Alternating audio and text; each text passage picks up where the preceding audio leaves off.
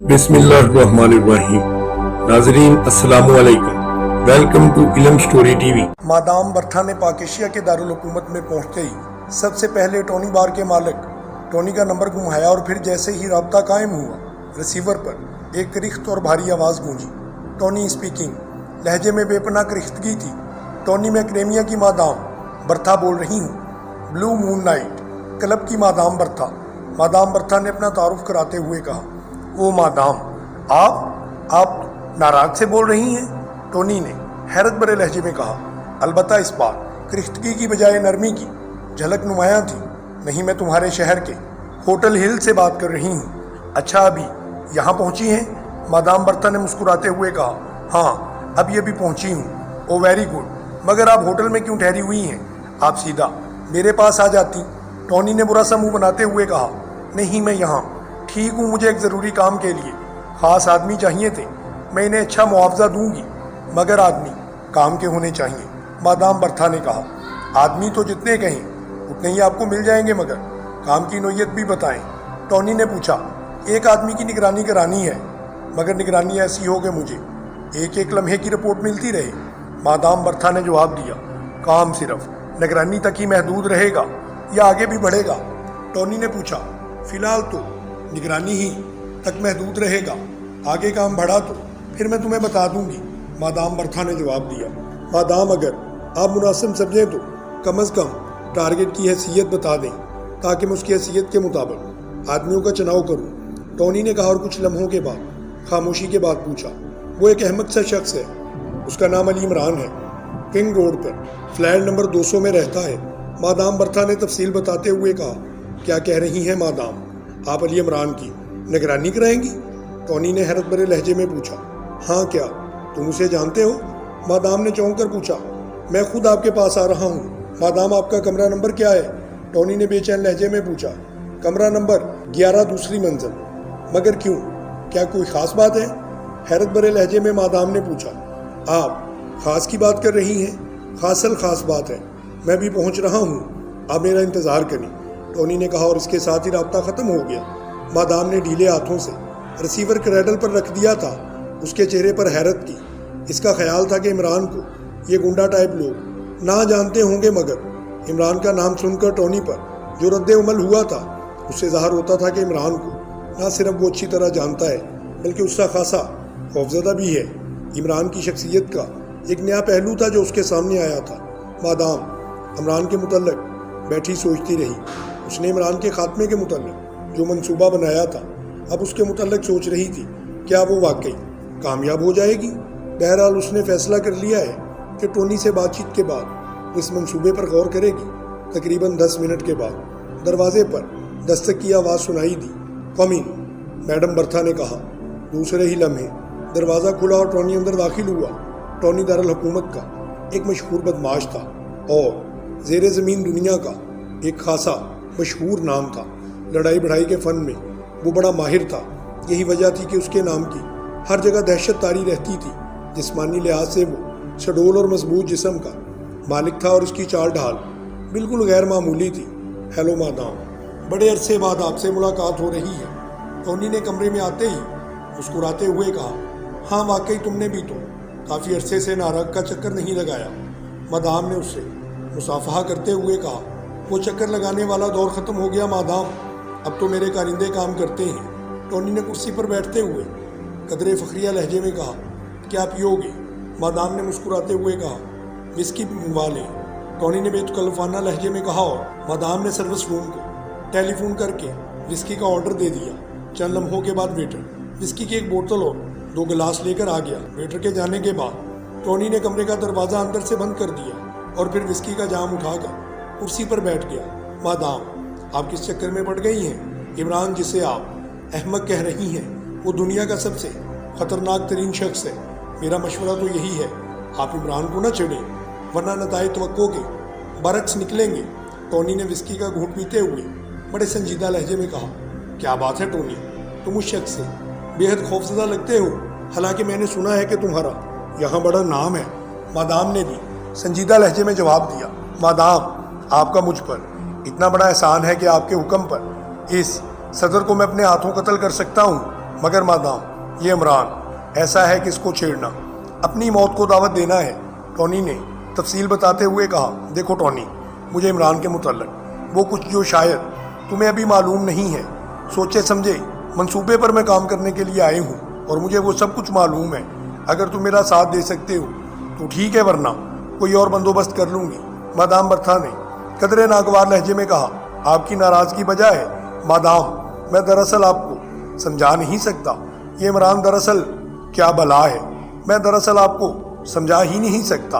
बहरहाल आपकी खातिर ये कर सकता हूँ कि इमरान की निगरानी करूँ, क्योंकि मुझे इल्म है शायद कोई आदमी भी उसकी निगरानी करते हुए उससे छुप नहीं सकता, और इसके मुतल्लिक सबसे ज़्यादा मैं जानता हूँ। मगर मुझे मालूम तो हो कि आप उसके साथ क्या मकसद है। टोनी ने कहा, मैं इमरान को कत्ल करना चाहती हूँ, बस यही मेरा मकसद है। मादाम बर्था ने टोनी की आंखों में आंखें डालते हुए कहा, वो मैं समझ गया मैडम, बहरहाल मैं आपके हक में दुआ ही कर सकता हूँ, मगर कत्ल करने के लिए निगरानी करने का क्या फ़ायदा है। टोनी ने तवील सांस लेते हुए कहा, टोनी मुझे तुम पर मुकम्मल एतमाद है, इसलिए तुम्हें अपना मंसूबा बता देती हूँ, तुम उसे सुनकर मुझे बताओगे ये मंसूबा कैसा है। मादाम ने चंद लम्हे खामोशी के बाद फैसला कुन लहजे में कहा, ठीक है, आप मुझे मंसूबा बताएं। मेरी अपनी भी दिली ख्वाहिश है कि मैं इमरान पर हाथ डालूं। मैंने उससे अपना एक पुराना बदला चुकाना है, हो सकता है कि आपके ज़रिए ये इंतकाम भी पूरा हो जाए।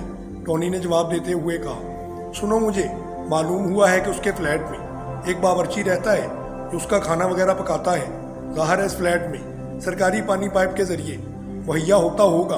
मैं दरअसल निगरानी के ज़रिए ये मालूम करना चाहती हूँ कि इमरान किस वक्त यकीनी तौर पर उस फ्लैट में मौजूद होता है और किस वक्त का खाना या चाय यकीनी तौर पर फ्लैट में खाता पीता है। उस वक्त का पता चलते ही मैं इस पाइप में एक दो इंजेक्ट कर दूंगी और इस तरह से पाइप से जाने वाला पानी जहरीला हो जाएगा। बाकी रह गई इसकी निगरानी की बात, तो आप बेफिक्र रहें, मैं भी काम शुरू कर देता हूँ। मुझे यकीन है कि कल तक मैं आपको हतमी रिपोर्ट दे दूंगा। टोनी ने मुस्कुराते हुए कहा, हाँ, रिपोर्ट के सही होने पर सारे मंसूबे का इन्हिसार है। अगर ज़रा भी गड़बड़ हो गई तो उसका बावर्ची मारा जाएगा और फिर वो होशियार हो जाएगा। मादाम ने कहा, आप बेफिक्र रहें, मैं समझ गया, मैं सही रिपोर्ट दूंगा। टोनी ने विस्की का आखिरी घूंट अपने हलक में ढेलते हुए कहा, और सुनो, काम जल्दी करना मुमकिन जितना हो सके, क्योंकि कुछ और लोग भी इमरान के पीछे हैं। ऐसा ना हो कि वो हमसे पहले कामयाब हो जाए। मादाम ने कहा, आप बेफिक्र रहें, मैं भी इस काम के लिए निकल पड़ता हूँ। जिस कदर जल्द मुमकिन होगा मैं आपको रिपोर्ट दे दूंगा। टोनी ने कहा और फिर उठकर तेज़ी से बैरूनी दरवाजे की तरफ बढ़ता चला गया। टोनी के जाने के बाद मादाम बर्था ने बैग से नया लिबास निकाला और फिर बाथरूम में चली गई। गुस्ल करके दूसरा लिबास तब्दील करके जब वो बाथरूम से बाहर आई तो जहनी तौर पर खासी तरोताज़ा हो चुकी थी। उसने रूम सर्विस को इंटरकॉम पर खाने का ऑर्डर दिया और थोड़ी देर के बाद वो बड़े मुतमईन अंदाज में खाना खाने में मसरूफ़ थी। खाने से फारग होकर वो अभी हाथ धोने में मसरूफ़ ही थी कि अचानक उससे कमरे में लगे हुए टेलीफोन की घंटी सुनाई दी। मादाम ने तेज़ी से आगे बढ़कर रिसीवर उठा लिया।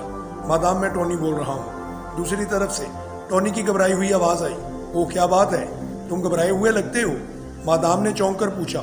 हाँ मादाम, खबर ही कुछ ऐसी है, अभी थोड़ी देर पहले इसी इमरान के फ्लैट को बम से उड़ा दिया गया है और ये वही इमरान है। टोनी ने कहा, क्या कह रहे हो, क्या इस वक्त इमरान फ्लैट में मौजूद था? मैडम बर्था ने चीख कर पूछा। उसका जहन फौरी तौर पर अल्बर्ट की तरफ चला गया था, क्योंकि इस किस्म का तरीकाकार सिर्फ वही इस्तेमाल करता था। उसने सोचा कि बकिया $20 लाख कहीं इस बार अल्बर्ट ले ही ना उड़े। अभी तो मलबा साफ किया जा रहा है। वैसे जहाँ तक मेरा ख्याल है इमरान फ्लैट में नहीं था, क्योंकि इसका बावर्ची बड़े मुतमईन अंदाज में खड़ा हुआ है। अगर इमरान फ्लैट में होता तो वो इतना मुतमईन कभी भी नहीं होता। टोनी ने जवाब दिया, ओ मगर अब इमरान को कहाँ तलाश किया जाए? ज़ाहिर है फ्लैट की तबाही के बाद वो रूपोश हो जाएगा।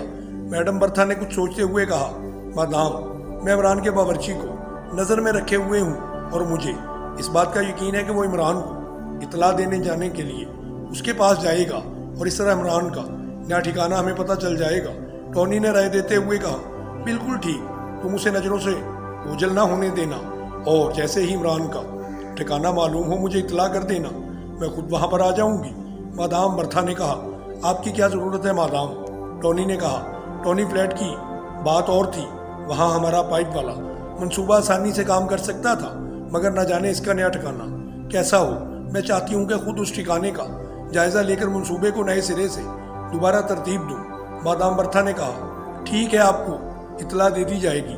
टोनी ने कहा और राब्ता खत्म हो गया। मादाम ने एक तवील सांस लेते हुए रिसीवर रख दिया। वो सोच रही थी कि मंसूबे के पहले मरहले में रुकावट पेश आ गई है, अब देखो बाद में क्या होगा।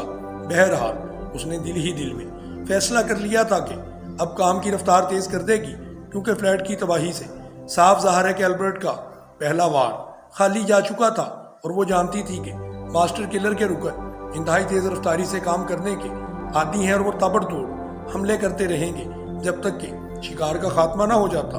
किसी सरबराह हुकूमत या किसी अहम शख्सियत को अगर कत्ल करने की बात होती तो इसके लिए खास मनसूबा बंदी ज़रूर की जाती, वहाँ डायरेक्ट एक्शन काम में नहीं आता। यही वजह थी कि ऐसे मौका पर मादाम बर्था कामयाब रहती थी, मगर यहाँ मसला बिल्कुल मुख्तलिफ था।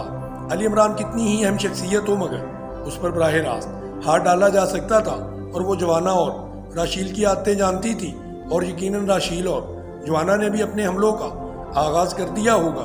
चुनाचे ऐसा ना हो कि वो मंसूबा ही बनाती रह जाए और इनमें से कोई 20 लाख डॉलर ले उड़े। अभी वो इसी सोच में ही गर्क थी कि टेलीफोन की घंटी दोबारा से बज उठी। मादाम ने इस बार रिसीवर उठाने में इंतहाई जल्दी और फुर्ती से काम लिया था। टोनी बोल रहा हूँ मादाम, इमरान के नए ठिकाने का पता चल गया है। ये अल्बर्ट रोड पर वाकई एक बहुत बड़ा कलानुमा इमारत है जिसका नाम राना हाउस है। बावर्ची इसी इमारत में गया है, यकीनन इमरान अंदर ही मौजूद होगा। मुझे भी पहले इतला मिली थी कि राना हाउस भी इमरान ही का अड्डा है। टोनी ने कहा, ठीक है, तुम वहीं ठहरो, मैं टैक्सी पर पहुंच रही हूँ, इसलिए इसके लिए कोई मंसूबा बंदी सोचेंगे। मादाम बर्था ने कहा और इसके साथ ही उसने रिसीवर को रख दिया। फिर बैग खोलकर उसमें से कपड़ों को निकालने लगी। कपड़े निकालकर उसने बैग का एक खुफिया खाना खोला और इस खाने में मौजूद एक छोटी सी डिबिया निकाल ली। इस डिबिया में सायानाइड में बुझी हुई सुइयां बंद थी और डिबिया में ऐसा सिस्टम था कि उसे मखसूस अंदाज में दबाने से सुई उससे निकलकर 300 गज तक मार करती थी, और सुई की नोक जिस जानदार के जिस्म को लग जाती थी उसे मरने में चंद सेकंड से ज़्यादा वक्त नहीं लगता था। मादाम बर्था ने इस बार नया फैसला कर लिया था। उसका प्रोग्राम था कि वो गैर मुल्की स्कॉलर के रूप में राना हाउस में दाखिल होगी और फिर जैसे ही इमरान उनके सामने आएगा वो सुई उसके जिस्म में उतार देगी। इसने बड़ी फुर्ती से डिबिया अपनी जेब में डाली और फिर कपड़े दोबारा बैग में डालकर कमरे से बाहर निकल आई, और चंद लम्हों के बाद होटल से बाहर खड़ी हुई खाली टैक्सी उसे राना हाउस की तरफ ले उड़े चले जा रही थी। अल्बर्ट पायदान के नीचे बम रखकर वापस अपने होटल में आ गया था। कमरा दोबारा से बंद करके अटैची केस एक खुफिया खाने से एक छोटा सा वो डिब्बा निकालकर उसको मखसूस अंदाज में मोड़कर डिब्बे का ढक्कन टेलीविजन स्क्रीन पर रोशन करके बैठा हुआ था। उसने कॉलर से एक छोटी सी पिन निकाली। पिन की मदद से उसने डिब्बे को निचले हिस्से में मौजूद पेचीदा मशीनरी के एक मखसूस कोने में कस दिया। कोना दबाते ही वहां बारीक सा सुराख हो चुका था और सुई पिन नोक इसमें दाखिल होती चली गई। अल्बर्ट ने मखसूस अंदाज में पिन को दाएं बाएं हरकत दी और चंद लम्हों के बाद ही एक जमाके से स्क्रीन पर रोशनी की लहरें सी कूदने लगी। अल्बर्ट ने पिन निकालकर उसे दोबारा कोट के अंदर अड़स लिया। उसने जदीद तरीन टेलीवेव स्क्रीन का राब्ता इमरान के फ्लैट में मौजूद बम से जोड़ दिया था। अब स्क्रीन पर उस कमरे का मंजर रोशन हो चुका था। ये मंजर उस बम में मौजूद जदीद तरीन मशीनरी टेलीकास्ट कर रही थी। बम के ऊपर रखा हुआ पायदान भी उसकी राह में रुकावट न बन रहा था। कमरे में मौजूद सुलेमान बंधा हुआ होने के बावजूद पानी से निकली हुई मछली की तरह तड़प रहा था। अल्बर्ट समझ गया कि वो बाहर निकलने की कोशिश में मसरूफ है। अल्बर्ट के चेहरे पर हल्की सी मुस्कुराहट दौड़ गई और वो सुलेमान की कोशिशों का तमाशा देख रहा था। वेरी गुड, अच्छी कोशिश है तुमने की जो, अचानक अल्बर्ट ने मुड़बड़ाते हुए कहा, क्योंकि सुलेमान कमरे से बाहर जाने में कामयाब हो चुका था। अलबत्ता एक बिल्ली अब कमरे में उछलती कूदती उसे नजर आ रही थी। सुलेमान कमरे से बाहर जाने की वजह से स्क्रीन से आउट हो चुका था।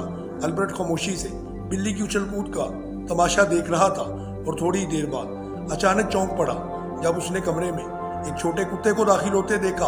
कुत्ता बिल्ली के पीछे लपक रहा था। अल्बर्ट चेहरे पर उलझन के तासुरात नुमायां हो गए थे, क्योंकि कुत्ता किसी का पालतू मालूम होता था और ज़ाहिर है कि कुत्ते को पकड़ने के लिए उसका मालिक भी अंदर होगा। اب صرف وہ اس الجھن میں تھا کہ یہ کتا عمران کا ہے یا کسی اور کا، اور ظاہر ہے کہ اس کا مالک سلیمان کو بھی کھول دے گا، اور اس سے بڑا مسئلہ اس کے لیے یہی بن جائے گا سلیمان کا پیر اگر پائیدار آ گیا تو اتنے قیمتی بم کا بھی نقصان ہو جائے گا، اور فلیٹ تباہ ہونے کے باوجود اس کا شکار بھی بچ نکلے گا، اور فلیٹ کی تباہی کے بعد اس کا ڈھونڈ نکالنا کم از کم البرٹ کے لیے بہت بڑا مسئلہ بن جائے گا۔ ابھی وہ اسی سوچ میں غرق تھا کہ اس نے ایک نوجوان کو کمرے میں داخل ہوتے ہوئے دیکھا۔ نوجوان قد و قامت یا حلیے سے کسی طور پر بھی عمران معلوم نہ ہو رہا تھا۔ نوجوان نے کتے کو پکڑنے کی کوشش کر دی تھی، مگر کتا تو بلی کو دیکھ کر مچلا ہوا تھا، وہ نوجوان کے ہاتھ نہ آ رہا تھا۔ البرٹ دل ہی دل میں دعا مانگ رہا تھا کہ اس دما چوکڑی میں اس نوجوان کا پیر اس بم والے پایدان پر نہ پڑ جائے، مگر شاید دعائیں اتنی جلدی قبول نہیں ہوتی۔ وہی ہوا، اچانک کتے کو پکڑنے کی کوشش میں اس نوجوان کا پیر اسی پائیدان پر پڑا جس کے نیچے بم موجود تھا۔ دوسرے ہی لمحے سکرین پر روشنی پھیلتی چلی گئی اور سکرین صاف ہو گئی۔ البرٹ نے ایک لمحے کے لیے اپنے سر کو پکڑ لیا۔ اس کا یہ حربہ ناکام رہا تھا، مگر فوری طور پر اسے ایک اور خیال آ گیا۔ وہ تیزی سے بیگ کی طرف لپکا اور بیگ کے خفیہ خانے میں اس نے ایک چھوٹی سی مشین نکالی، اور اس مشین سے نکلی ہوئی 2 تاریں تیزی سے ڈبے کی مشینری میں موجود تاروں سے جوڑ دی، اور مشین کے اوپر لگے ہوئے ڈائل کو دیکھنے لگا۔ ڈائل کے ساتھ ایک چھوٹا سا لٹو سا موجود تھا۔ اس نے اس لٹو کو گھمانا شروع کر دیا تو لٹو کے گھومتے ہی ڈائل پر موجود سوئی تیزی سے حرکت کرنے لگی تھی۔ سوئی کو ایک مخصوص ہندسے پر پہنچا کر اس نے لٹو پر سے اپنے ہاتھ کو ہٹایا اور پھر مشین کے کونے میں لگا ہوا بٹن دبا دیا۔ دوسرے ہی لمحے سکرین پر ایک بار پھر روشنی ہو گئی۔ اس بار جو منظر سکرین پر نظر آ رہا تھا اسے دیکھ کر البرٹ بری طرح سے اچھل پڑا۔ سکرین پر ایک کافی بڑی عمارت کا سامنے والا حصہ نظر آ رہا تھا۔ ایک کھلا میدان تھا، اور اس میدان نما حصے میں جوانا ایک آدمی سے خوفناک لڑائی میں مصروف تھا۔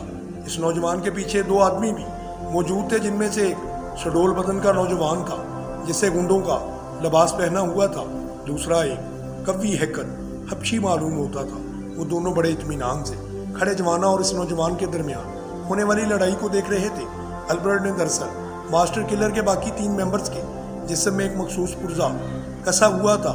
اسی طرح وہ کسی بھی وقت ان تینوں کی کارکردگی چیک کر سکتا تھا، اور ظاہر ہے کہ یہ سب کچھ اس کے ممبروں کی لاعلمی میں ہی ہوگا، ورنہ وہ لوگ ایسا کبھی نہ ہونے دیتے۔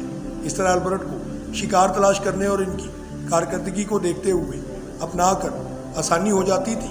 ہر ممبر کے لیے اس نے مخصوص فریکوینسی بھی سیٹ کر رکھی تھی۔ چنانچہ فلیٹ تباہ ہوتے ہی اسے یہ خیال آیا کہ باقی ممبر دیکھے کہ وہ کیا کر رہے ہیں، ہو سکتا ہے ان میں سے کوئی عمران کی تلاش میں جا چکا ہو۔ اس طرح البرٹ کو بھی عمران کے نئے ٹھکانے کا علم ہو جائے گا، اور جوانا ایکشن میں مصروف نظر آ گیا، مگر اب اس کے لیے یہ الجھن تھی کہ وہاں موجود لوگوں میں عمران موجود بھی ہے یا نہیں۔ جوانا کے پیچھے اس گنڈا نما نوجوان کی قد و قامت میں عمران جیسی تھی، مگر اس کی شکل تصویر سے مختلف تھی۔ البرٹ جانتا تھا کہ شکل میک اپ سے تبدیل کی جا سکتی ہے۔ البرٹ نے مشین کے پیچھے حصے میں ہاتھ بڑھایا اور پھر مشین کی پشت پر موجود ایک چھوٹا سا بٹن آن کر دیا۔ دوسرے لمحے ڈبے میں سے جوانا ان لوگوں کی آوازیں سنائی دینے لگی۔ ویل ڈن ٹائیگر، اچھا جوانا کے پیچھے کھڑے ہو کر نوجوان کی آواز سنائی دی، اور البرٹ سمجھ گیا کہ کم از کم جوانا سے لڑنے والا عمران نہیں بلکہ کوئی ٹائیگر نام کا نوجوان ہے۔ وہ خاموشی سے ان کی لڑائی کو دیکھتا رہا اور ڈبے سے بلند ہونے والی آوازیں بھی سنتا رہا۔ پھر اس نے دیکھتے ہی دیکھتے جوانا نے ٹائیگر کو بے بس کر دیا، اور ٹائیگر کا خاتمہ کرنے ہی کی والا تھا کہ اس کے پیچھے کھڑے نوجوان نے بڑی پھرتی سے جوانا کے پہلو پر لات ماری، اور جوانا لڑکھڑاتا ہوا دور جا گرا تھا۔ پھر اسی لمحے حبشی تیزی سے آگے بڑھا، اور اس نے زمین پر بے حس و حرکت پڑے ہوئے ٹائیگر کو جھک کر اپنے کاندھے پر ڈالا اور عمارت کی طرف بڑھتا چلا گیا۔ تم تو میرا شکار ہو، تمہیں تو میں زندہ نہیں چھوڑ سکتا۔ اچانک جوانا کی غضبناک آواز سنائی دی، اور البرٹ چونک پڑا، اور جوانا کے فکرے کا مطلب صاف ظاہر تھا کہ وہ نوجوان ہی دراصل عمران ہے۔ اب عمران اور جوانا کے درمیان خوفناک جنگ شروع ہو چکی تھی۔